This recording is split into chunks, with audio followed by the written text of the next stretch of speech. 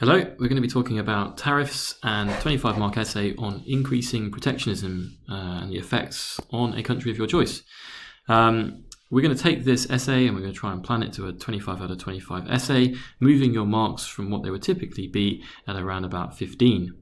We're also going to choose this question, the global macroeconomic effects of increasing protectionism, with a view to being able to answer both of these essay questions, both of which have come up in previous exam questions. I'd like you to first of all try to plan the essay. I've given you your points here. So stakeholders, unemployment, and inequality.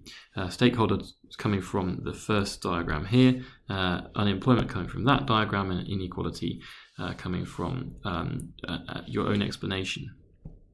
Evaluating a tariff, in lesson I've said that there are these 5 areas there. You can think about how you could integrate that into your essay, and there are some interesting real life charts here which you might want to try to integrate into your answer. Remember, application is key to getting high marks. You can pause it on any of these diagrams to have a look and see what you can get into your own essay.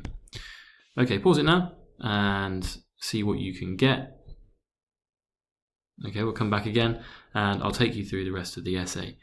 What we want to really avoid in this essay is 2 things. One is to talk generally about tariffs, having learnt your notes, but not include any countries or real life information. That essay is going to be very, very weak, no matter how good your diagrams and analysis is. The second thing is to avoid 2-step chains of reasoning. This leads to that, that leads to that.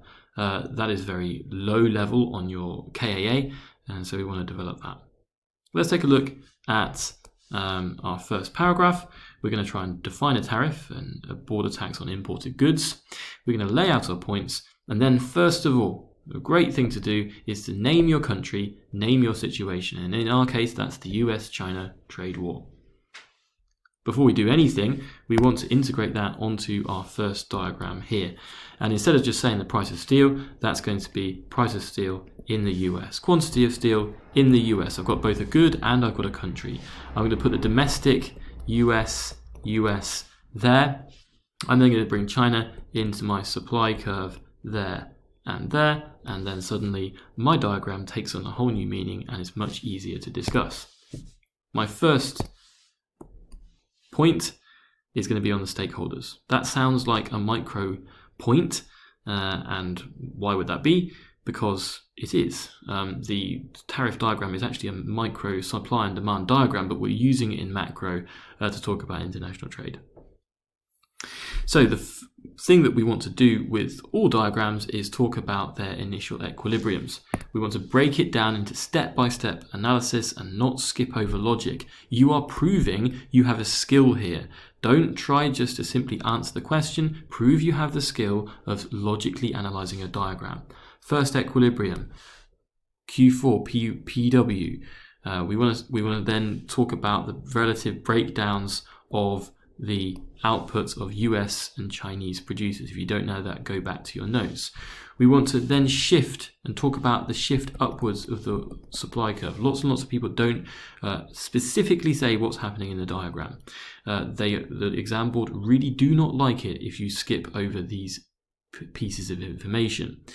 We want to talk about the new equilibrium, moving up to Q3 PW plus T, and then again talking about the relative breakdowns between the Chinese producers and the American domestic producers.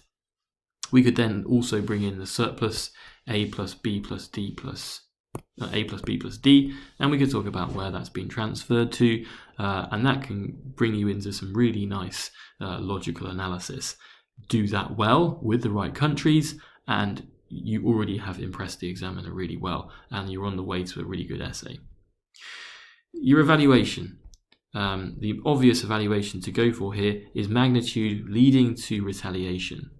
The magnitude of the tariffs were quite significant, and if you have your own knowledge of this, you will know that they went up to almost 20%, and so therefore that was a significant effect, and therefore the effects on all the stakeholders that you've seen in your diagram will therefore be significant.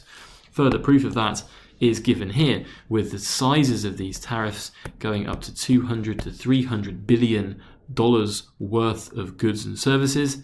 But something that you'll notice really interesting, that is very interesting on this diagram, is that the US tariff action was at most stages far greater than the Chinese. So you could then use that to say and evaluate and say there are different magnitude effects on the different countries. For the US, the magnitude was not that great when it was retaliated on by China. The retaliation will hit all of the US stakeholders, particularly US firms who are exporters. It will hit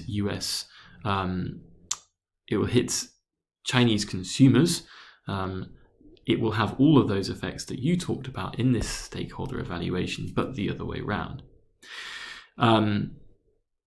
Ultimately, you can look at the overall reliance of each country on each other, and what is unfortunately true for China is that China sells far more goods to the US than the US sells to China, which means that China does not dare to put as higher tariffs or as significant a tariff on US goods because it's worried about the effects on its economy.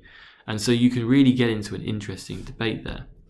The effect of that is limited by the WTO, and the WTO acts, the World Trade Organization acts to promote lower tariffs, a greater free trade environment.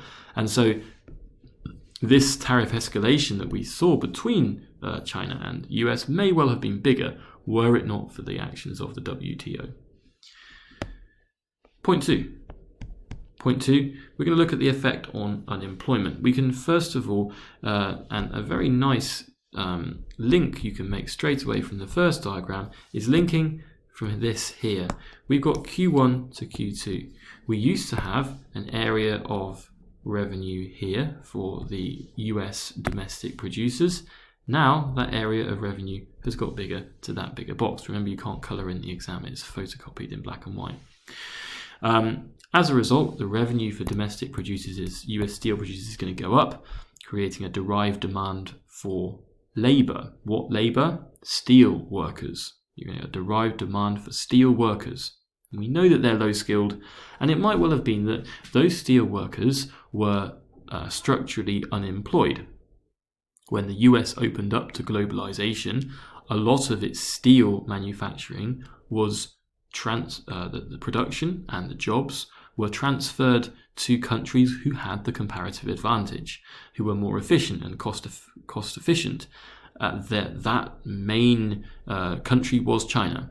And therefore, those workers who lost their jobs may have been occupationally, or less likely, geographically immobile, meaning there was a mismatch between the jobs available and the workers looking for those jobs, resulting in structural unemployment.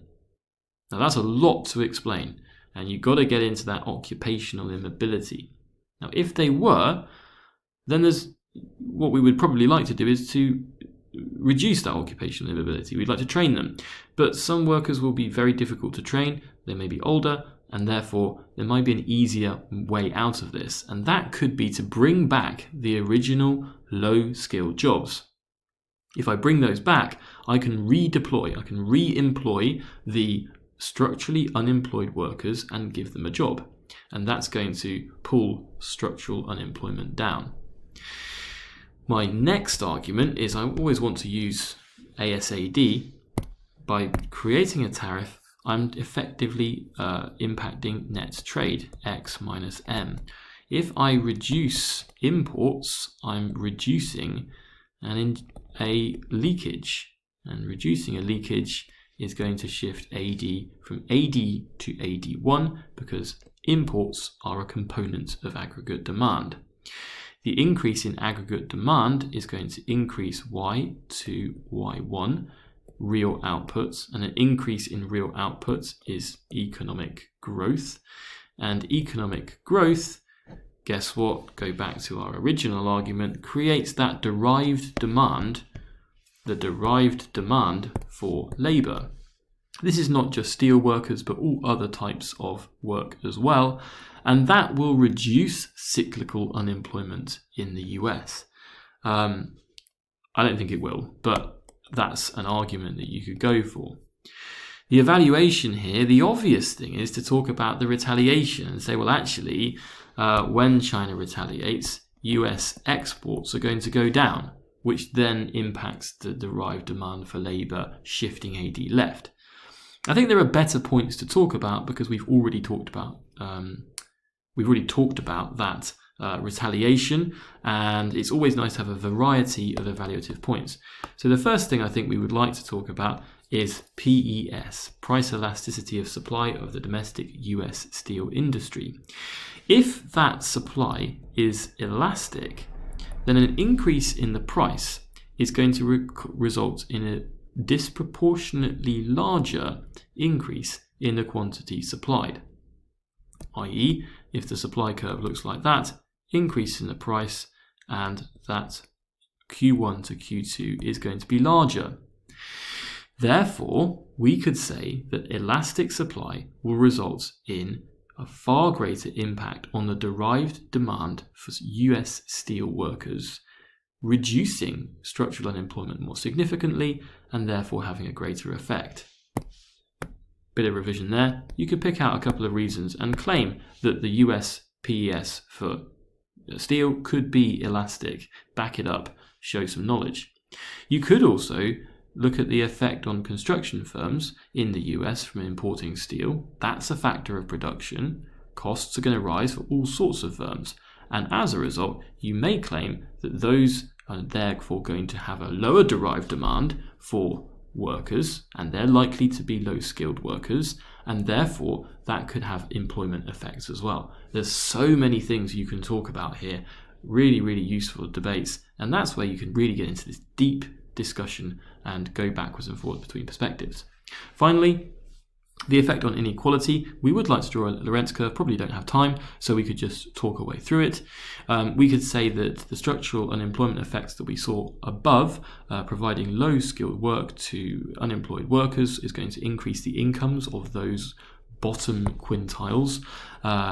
As a result, you're going to see a lowering of an improvement, I suppose, in the distribution of income. The Gini coefficient in the US right now is 0.49, which is high, and therefore, as a result, the Gini coefficient will fall, and therefore inequality in the distribution of income will become more equal. You can argue against that. You can have all sorts of arguments about possibly because of the trade war and because of the tariff in the US on Chinese goods, you're going to see prices in the US rising. And it's not just of Chinese final goods. If we can talk about things like toys and clothes, for example, they are probably going to be disproportionately impacting the poor because they buy them.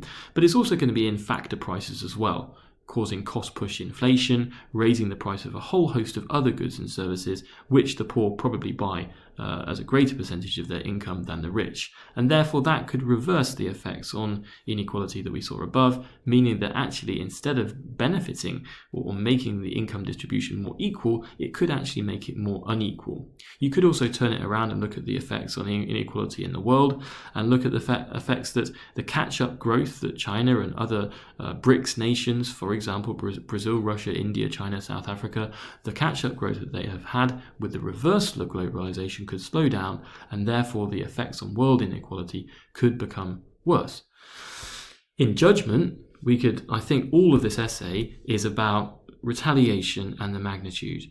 The greater the retaliation, the greater the negative effects on both will be. I think we could conclude that in the short run, there could be specific good effects for the US on specific stakeholders like the domestic industry, but there is a whole host of negative effects on others, for example, consumers, for example, domestic employment. However, the long run effects, dependent on the degree to which they are dependent on each other, the reliance and how far the trade war goes, the long run effects will probably be negative for everything. It's going to have negative employment effects, it's going to have negative equality effects, and it's going to have negative effects on the majority of the stakeholders, meaning that this was a bad idea and should never have been done in the first place. Thank you for listening.